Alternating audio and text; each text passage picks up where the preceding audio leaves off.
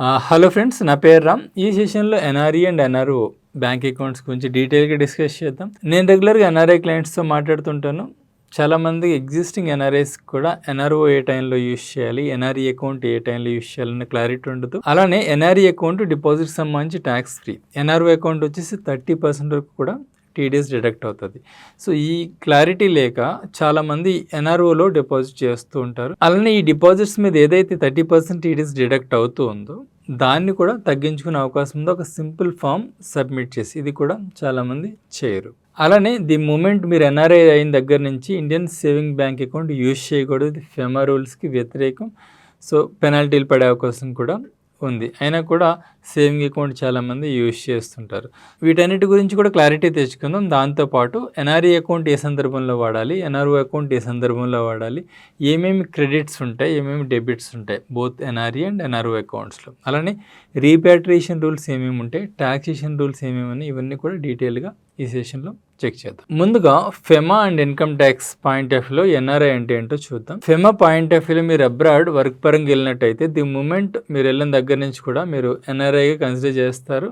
ముఖ్యంగా ఫెమాలో intention base చేసుకుని NRI consideration ఉంటుంది. అంటే మీరు అబ్రాడ్ వెళ్ళి లాంగ్ టర్మ్ పాటు వర్క్ చేయాలని అనుకున్నట్టయితే the moment you went to abroad మీరు ఎన్ఆర్ఐగా కన్సిడర్ అవుతారు.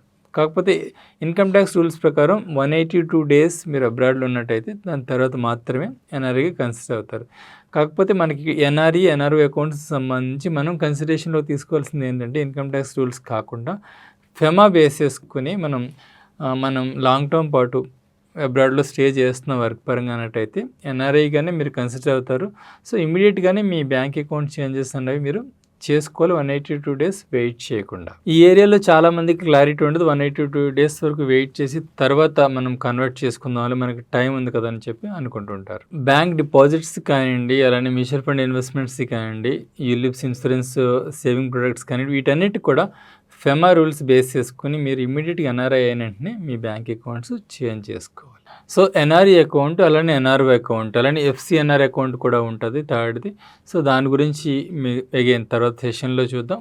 ఈ సెషన్లో మనం ఎన్ఆర్ఈ అండ్ ఎన్ఆర్ఓ అకౌంట్ గురించి డీటెయిల్గా చూద్దాం. ఈ రెండు కూడా డిఫరెంట్ పర్పసెస్ని మనకి సర్వ్ చేస్తాయి. సో ముందు ఎన్ఆర్ఈ అకౌంట్ గురించి డీటెయిల్గా చూద్దాం. ఎన్ఆర్ఈ అకౌంట్లో మనం ఏమేమి టైప్స్ అకౌంట్స్ ఓపెన్ చేసి చూసినట్టయితే సేవింగ్ అకౌంట్ ఓపెన్ చేసుకోవచ్చు, అలానే కరెంట్ అకౌంట్ ఓపెన్ చేసుకోవచ్చు, అలానే థర్డ్ వచ్చేసి PSI account, portfolio investment schemes సంబంధించి పిఎస్ఐ అకౌంట్ ఓపెన్ చేసుకోవచ్చు. Fixed deposit account and RD accounts కూడా ఈ ఎన్ఆర్ఈ అకౌంట్స్ ద్వారా ఓపెన్ చేసుకోవచ్చు. ఇంకా ఎన్ఆర్ఈ అకౌంట్లో ఏమేమి పర్మిసిబుల్ క్రెడిట్స్ ఉన్నాయో మనం చెక్ చేద్దాం. ఎన్ఆర్ఈ అకౌంట్లో మీరు ఇండియన్ రూపీస్ డిపాజిట్ చేయకూడదు. ఇండియాలో ఏదైతే జనరేట్ అయిన ఇన్కమ్ ఉందో దాన్ని ఎన్ఆర్ఈ అకౌంట్లో డిపాజిట్ చేయకూడదు. మీరు ఫారెన్ రెమిటెన్సెస్ ఏవైతే ఉన్నాయో యుఎస్ నుంచి కానీ, యూఎస్డీ కానివ్వండి, జీబీపీ కానివ్వండి, ఏఈడి కానివ్వండి, ఏదైనా కూడా మీరున్న రెసిడెంట్ కంట్రీ నుంచి ఇక్కడికి ఇండియాకి ట్రాన్స్ఫర్ చేయాలనుకున్నట్టయితే ఎన్ఆర్ఈ అకౌంట్ నుంచి మీరు ట్రాన్స్ఫర్ చేయొచ్చు. మీరు ఎన్ఆర్ఈ అకౌంట్కి మనీ ట్రాన్స్ఫర్ చేస్తున్నారంటే దాని మీనింగ్ ఏంటంటే ఆ అమౌంట్ ఇండియన్ కరెన్సీలోకి కన్వర్ట్ అవుతుంది.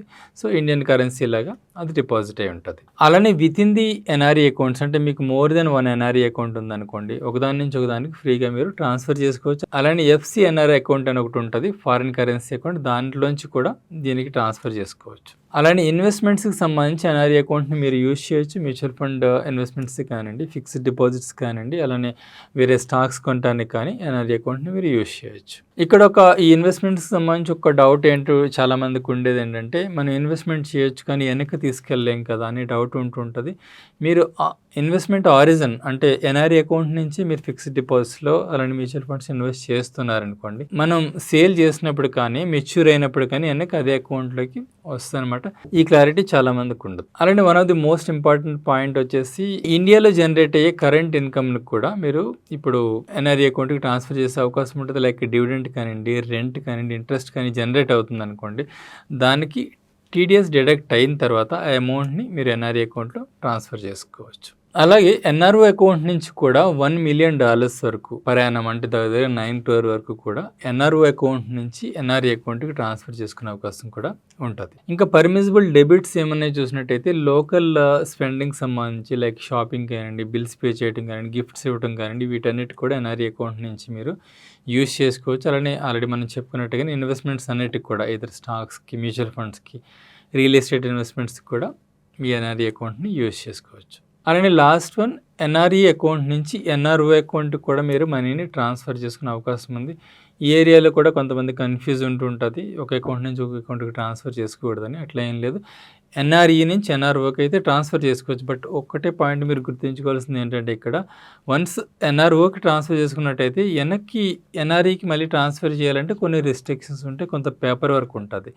ఏదైతే అమౌంట్ మీరు ఇండియాలో యూజ్ చేస్తారని అనుకుంటారో ఆ అమౌంట్ని మట్టుకి ఎన్ఆర్ఈ నుంచి ఎన్ఆర్ఓకి ట్రాన్స్ఫర్ చేసుకోవాలి, అంతే తప్ప ఇటు నుంచి అటు బ్యాక్ ట్రాన్స్ఫర్ చేయడానికి కొంచెం రిస్ట్రిక్షన్స్ ఉంటాయి. అది మనం తర్వాత సెక్షన్లో డిస్కస్ చేద్దాం. ఇంకా రీపాట్రియేషన్ రూల్స్ మనం చూసినట్టయితే ఎన్ఆర్ఈ అకౌంట్కి ఏదైతే మీరు ఇక్కడ ఇన్వెస్ట్ చేస్తారో అదంతా కూడా కంప్లీట్గా రీపాట్రియేట్ చేసుకునే అవకాశం ఉంటుంది, ఎలాంటి రిస్ట్రిక్షన్ ఉండదు. ఎన్ఆర్ఓ అకౌంట్లో అయితే 1 మిలియన్ USD రిస్ట్రిక్షన్ ఉంటుంది. ఎన్ఆర్ఈ అకౌంట్లో మీరు మోర్ దెన్ 10 crores అయినా కూడా ఇక్కడ ఫిక్స్డ్ డిపాజిట్ మెచ్యూర్ అయింది, ఆర్ఎల్స్ మ్యూచువల్ ఫండ్స్ సేల్ చేశారు, అదంతా కూడా సేమ్ ఇయర్లోనే మీరు వెనక్కి రీపాట్రియేట్ చేసుకునే అవకాశం ఉంటుంది, ఎట్లాంటి రిస్ట్రిక్షన్స్ లేకుండా. అలానే ఎన్ఆర్ఈ అకౌంట్కి రీపాట్రియేట్ చేసుకోవడానికి మీరు ఎలాంటి డాక్యుమెంట్స్ సబ్మిట్ చేయనవసరం లేదు. ఇంకా ఎన్ఆర్ఈ అకౌంట్ సంబంధించి ఫిక్స్డ్ డిపాజిట్ సంబంధించి మినిమం మ్యాక్సిమం టెన్యూర్ చూసినట్టయితే మినిమం 1 year పాటు ఫిక్స్డ్ డిపాజిట్ ఇన్వెస్ట్ చేయాలి ఎన్ఆర్ఈ అకౌంట్స్లో.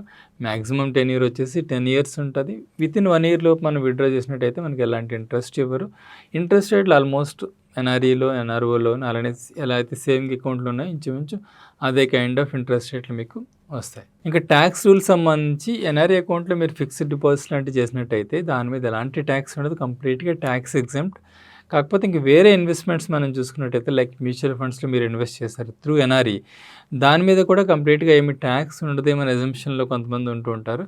అలా ఏం లేదు, మీరు ఎన్ఆర్ఈ నుంచి ఇన్వెస్ట్ చేసినా ఎన్ఆర్ఓ నుంచి ఇన్వెస్ట్ చేసినా కూడా మ్యూచువల్ ఫండ్స్లో మీరు సెల్ చేసేటప్పుడు టీడీఎస్ అయితే కట్ చేస్తారు. యాజ్ పర్ ఏదైతే long term capital gain tax ఏదైతే ఉంటుందో 12.5% అంత టీడీఎస్ కట్ చేయడం అయితే జరుగుతుంది. ముఖ్యంగా ఎవరైతే ఫిక్స్డ్ డిపాజిట్స్ చేస్తారో వాళ్ళకి ఎన్ఆర్ఈ అకౌంట్ చాలా బెనిఫిషియల్. అలానే మ్యూచువల్ ఫండ్స్ ఇన్వెస్ట్మెంట్స్ చేసే వాళ్ళకి కూడా ఎన్ఆర్ఈ అకౌంటే బెనిఫిషియల్. ఎందుకంటే మీరు ఫారెన్లోనే సెటిల్ అయిపోతున్నారు అనుకోండి, ఈ ఫండ్స్ ఏదైతే సెల్ చేస్తారో వాటిని రీపాట్రియేట్ చేసుకోవటం ఎన్ఆర్ఈ అకౌంట్ ద్వారా ఈజీ, ఎట్లాంటి పేపర్ వర్క్ ఇన్వాల్వ్ అవ్వదు. సో ఇప్పుడు ఎన్ఆర్ఓ అకౌంట్ గురించి చూద్దాం. ఎన్ఆర్ఓ అకౌంట్ వచ్చేసి non resident ordinary account. NRO account types చూసినట్టయితే మనం సేవింగ్ అకౌంట్ ఓపెన్ చేయొచ్చు, కరెంట్ అకౌంట్ ఓపెన్ చేయొచ్చు, పిఎస్ఐ అకౌంట్ ఓపెన్ చేయొచ్చు, అలానే fixed deposit account RD accounts కూడా ఓపెన్ చేయొచ్చు. ఇంకా ఎన్ఆర్ఓ అకౌంట్లో పర్మిసిబుల్ క్రెడిట్స్ ఏమేమి ఉన్నాయంటే, మనం ఫారిన్ అకౌంట్ నుంచి మనం ఎన్ఆర్ఓ అకౌంట్ కూడా ఫ్రీగా ట్రాన్స్ఫర్ చేసుకోవచ్చు. మీరు అది యూఎస్డీ కానివ్వండి, జీబీబీ కానివ్వండి, యూరో కానివ్వండి, ఏ కరెన్సీ అయినా కూడా మనం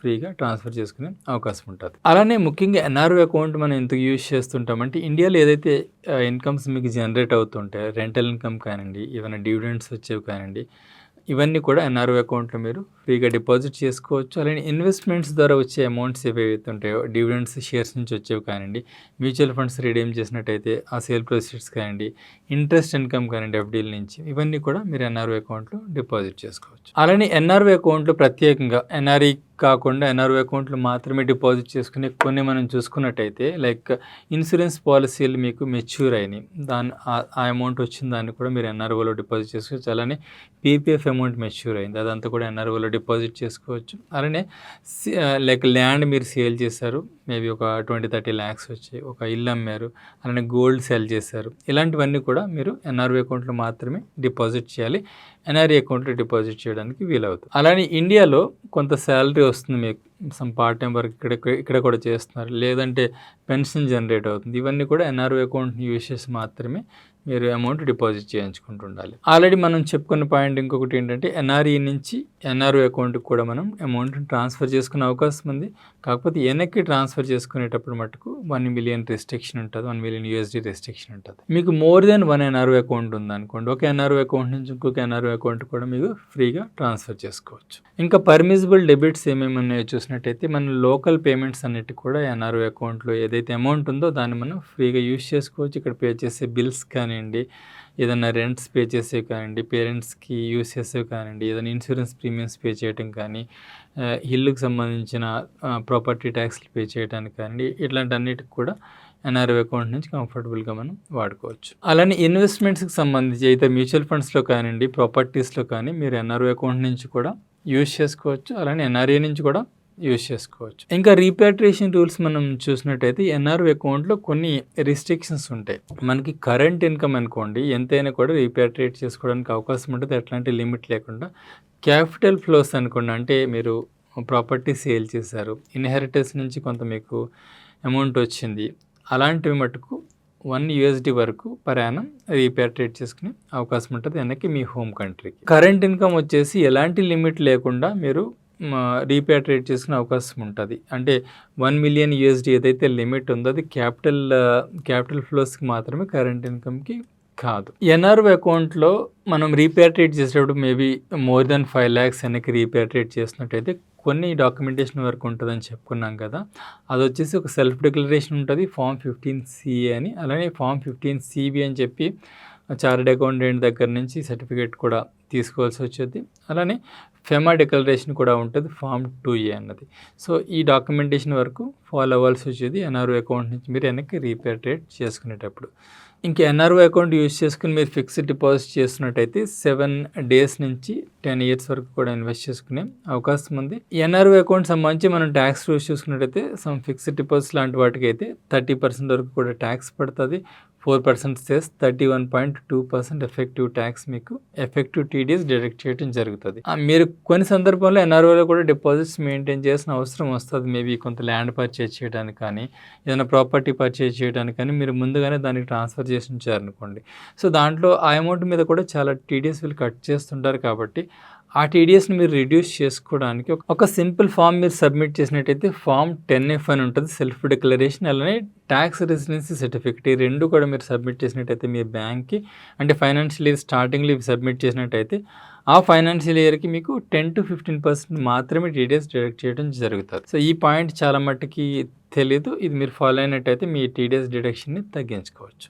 సో ఇది friends NRE and NRO accounts సంబంధించి. హోప్ మీకు మంచి క్లారిటీ వచ్చింది అనుకుంటా. ఈ వీడియో ఎవరికైనా యూజ్ అవుతుంది అనిపిస్తే తప్పకుండా షేర్ చేయండి, అలానే లైక్ చేయండి. Thank you friends.